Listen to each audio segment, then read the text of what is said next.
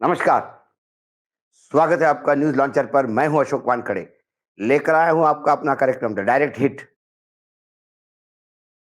जब महाराष्ट्र और झारखंड के चुनाव बिल्कुल पीक पे हैं, एक 20 दिन के अंदर, झारखंड में तो 13 दिन के अंदर पहला फेज का वोटिंग और महाराष्ट्र में 20 दिन के अंदर दिवाली का त्योहार भी है।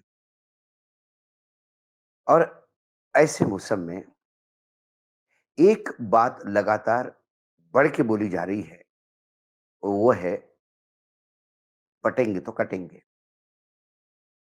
ये वाक्य की उत्पत्ति या इसके जनक योगी आदित्यनाथ है, मुख्यमंत्री उत्तर प्रदेश। तब उनको बहुत क्रिटिसाइज हुआ था। उसके बाद यही लाइन महाराष्ट्र के चुनाव को लेके संघ भी लेते हुए दिखाई दे रहा है। और मुंबई में तो योगी आदित्यनाथ के बड़े बड़े पोस्टर्स लगे हैं, बटेंगे तो कटेंगे। लेकिन जब एक तरफ भारतीय जनता पार्टी का ये नरेशन, बटेंगे तो कटेंगे, समाज में ध्रुवीकरण कर रहा है, अशांति फैला रहा है, अल्पसंख्यकों में डर फैला रहा है, और इसी समय कुछ रिटायर्ड ब्यूरोक्रेट्स हैं, नौकरशाह हैं और अच्छे-अच्छे पोजीशन पे रहे हैं। उनका एक समूह है, सिविल समूह, जो अपने आप को कॉन्स्टिट्यूशनल कंडक्ट ग्रुप कहता है। यानी ये ग्रुप जो है, वो संविधान के अनुरूप सब चले, ये मानने वाले लोगों का ग्रुप है। उनमें से करीब-करीब 100 से ज़्यादा लोगों ने भारत के गृह मंत्री आदरणीय अमित शाह को एक पत्र लिखा और उस पत्र में गंभीर बातें कही, मानो तो आरोप किए हैं। और यदि इस पत्र का कंटेंट देखें, तो हम कह सकते हैं कि वर्तमान केंद्र सरकार, भारतीय जनता पार्टी, संघ का नरेशन, योगी आदित्यनाथ या अमित शाह या नरेंद्र मोदी, ये सभी डायरेक्ट हिट होते हुए नजर आते हैं। 100 से अधिक सेवानिवृत्त सिविल सेवकों का एक समूह ने केंद्रीय गृह मंत्री अमित शाह को एक पत्र लिखकर उत्तराखंड और कुछ अन्य उत्तर भारत के राज्यों में बढ़ते सांप्रदायिक तनाव और हिंसा को लेकर चिंता जाहिर की। पत्र में कहा गया है कि सरकारी व्यवस्था और रवैये यानी कंडक्ट के चलते शांतप्रिय सौहार्द वाले राज्यों में सांप्रदायिक नफरत और हिंसा को बढ़ावा मिल रहा है। उत्तराखंड को लेकर पत्र में खास उल्लेख करते हुए कहा गया कि यहाँ अल्पसंख्यक और बहुसंख्यकों के बीच विरोध का एक नया स्वरूप नकारात्मक संकेत देता है। ये जो कॉन्स्टिट्यूशनल ग्रुप है, ये कुछ साल पहले उत्तराखंड में जो एक अपने शांति, सद्भाव और पर्यावरण सक्रियता के लिए और अपनी परंपराओं के लिए जाना जाता था, अब वहाँ बहुसंख्यकवादी आक्रामकता ज़्यादा दिखाई दे रही है, जो पहले बिल्कुल नहीं थी। बीते कुछ समय से उत्तराखंड की राजनीति में जानबूझकर सांप्रदायिकता का जहर घोला जा रहा है, जिससे नफरत की नई नर्सरी तैयार की जा सके। ये एक व्यथित प्रयास है, जिसमें अल्पसंख्यकों को बहुसंख्यकों के अधीन रहने को मजबूर किया जा रहा है। पत्र में ये भी कहा गया है कि राज्य के हालात बदतर बनने वाली सांप्रदायिक घटनाओं को लेकर अराजकता का एक दुष्चक्र चल रहा है, जहां नफरत फैलाने के आरोप में जमानत पर बाहर से आने वाले लोगों को अपनी जमानत शर्तों का उल्लंघन जो कर रहे हैं। अब ये जो नौकरशाह है, उन्होंने ये भी कहा कि हाल ही के वर्षों में सार्वजनिक नीति, शासन और राजनीतिक में संवैधानिक मूल्यों की व्यवस्थित गिरावट पर हमने अक्सर अपने विचार व्यक्त किए हैं। अक्सर देखा गया है कि कई सरकारी कार्यक्रमों के रवैयों ने समाज में उन तत्वों की भागीदारी को बढ़ावा दिया है, जो सांप्रदायिक हिंसा को जन्म देता है।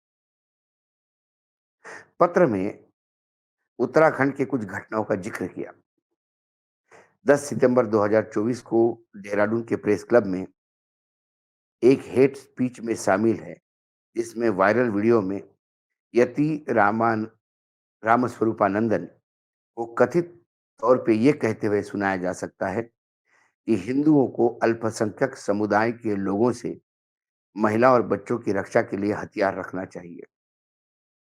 इस कार्यक्रम में ये दावा भी किया गया था कि विश्व धर्म संसद, जिसमें कई संतों ने भाग लेने का कार्यक्रम है, इस साल 14 दिसंबर और 21 दिसंबर को आयोजित किया जाएगा। उन्होंने कथित तौर पर कहा कि वे इस संसद के दौरान उत्तराखंड को इस्लाम मुक्त बनाने पे चर्चा करेंगे। मालूम हो कि दिसंबर 2021 में हरिद्वार में एक धर्म संकट संसद का ऐसा ही आयोजन किया गया था, जिसमें मुसलमानों के प्रति नफरत भरे भाषण दिए गए थे और उनके नरसंहार तक का आह्वान किया गया था। ऐसे में एक और धर्म सांसद का आह्वान अल्पसंख्यक समुदाय के लिए एक नई चुनौती बन के आएगा। 12 अगस्त 2024 के बाद राज्य में देहरादून से लेकर चमोली तक कई जिलों में नफरती भाषण और हिंसक घटनाएं देखने को मिली। इसमें संपत्तियों को नुकसान पहुंचाना, कथित तौर पे अल्पसंख्यक परिवारों के पलायन के लिए मजबूर करना, उनका आर्थिक बहिष्कार करना आदि गतिविधियां शामिल है, जिसके जिम्मेदार कुछ मुट्ठी भर लोग और संगठन हैं। पूर्व नौकरशाह के इस संगठन ने आरोप लगाया कि बजरंग दल और राष्ट्रीय सेवा संगठन ऐसे संगठन हैं जो इसको हवा दे रहे हैं। यही लोग महापंचायतों का, धर्म सांसदों का आयोजन राज्य में हिंसा को, सांप्रदायिक तनाव को बढ़ावा देता है। कई बार ऐसा हुआ है कि हेट स्पीच पे जब बवाल हुआ, तो कुछ मामलों में गिरफ्तारियां भी हुई, लेकिन फिर जल्दी उनकी जमानत भी हो जाती है। खासकर गाजियाबाद के डासना मंदिर के विवादित पुजारी यति नरसिंहानंदन का नाम भी बाकायदा प्रामुख्यता से लिया जाता है। गौरतलब है कि 19 सितंबर 2024 को 18 राज्यों की 53 महिलाओं और नागरिक समाज समूह के लोगों ने उत्तराखंड के राज्यपाल को एक खुला पत्र लिखा था, जिसमें महिलाओं की सुरक्षाओं को खतरे में डालने के तरीके की निंदा की गई थी और पुलिस पर पक्षपातपूर्ण रवैया अपनाने का आरोप भी लगाया था। सिविल जो सेवा के अधिकारी है, उनका ये भी कहना है कि एक और जहां अल्पसंख्यक समुदाय के कुछ लोगों को शारीरिक हमला किया गया, सार्वजनिक रूप से महिलाओं के खिलाफ अपराधों के लिए उन्हें दोषी ठहराया गया, वहीं दूसरी ओर सत्तारूढ़ दल के करीबी लोग जो ऐसी हिंसा के मामले में असल अपराधी हैं, उनके लिए पुलिस का नरम रुख देखने को मिला। उनके मामलों में कमजोर करने की कोशिश की गई और पीड़ितों पर शिकायत वापस लेने के लिए दबाव भी डाला गया। ऐसे बहुत सारे आरोप लगातार, मतलब इस पत्र में अ, उत्तराखंड की पुलिस को हिंसा और अभद्र भाषा की सभी घटनाओं के खिलाफ कानून, सुप्रीम कोर्ट के निर्देशों का और संवैधानिक औचित्य के अनुसार सख्त कार्रवाई करने के लिए कहा जाना चाहिए। पत्र के आखिर में ये भी कहा गया है कि पत्र लिखने वाला समूह किसी भी राजनीतिक दल या अन्य संगठन से कोई संबंध नहीं है। ये केवल राज्य के प्रति इस चिंता से प्रेरित है कि शांति, नागरिक सद्भाव की परंपराओं के लिए जाने जाने वाले उत्तराखंड हिंसा का एक अखाड़ा बन गया है। यह पत्र किसी राजनीतिक दल का नहीं। यह पत्र किसी अल्पसंख्यक समुदाय की तरफ से नहीं। ये पत्र सिविल सोसाइटी के उस समूह का है जो इस देश में अपने बड़े ओहदे पे रहकर उन्होंने सार्वजनिक सेवा दी। 101 लोगों की सिग्नेचर है। कुछ नाम मैं उसमें पढ़ता हूँ। आनंद अरनी हैं, जो farmer special secretary cabinet secretariat government of India में रहे हैं। फिर उसके बाद अरुण बख्शी है, farmer joint secretary ministry of government of India. फिर संदीप बख्शी है, जो फॉर्मर प्रिंसिपल सेक्रेटरी। एक जी बालचंद्रन है, additional chief secretary government of West Bengal है। फिर उसके बाद वेलप्पा बालचंद्रन हैं, former special secretary cabinet secretariat. ऐसे कई बड़े नाम इसमें हैं, इसमें कुछ एम्बेसडर्स हैं, कुछ अलग-अलग राज्यों से हैं।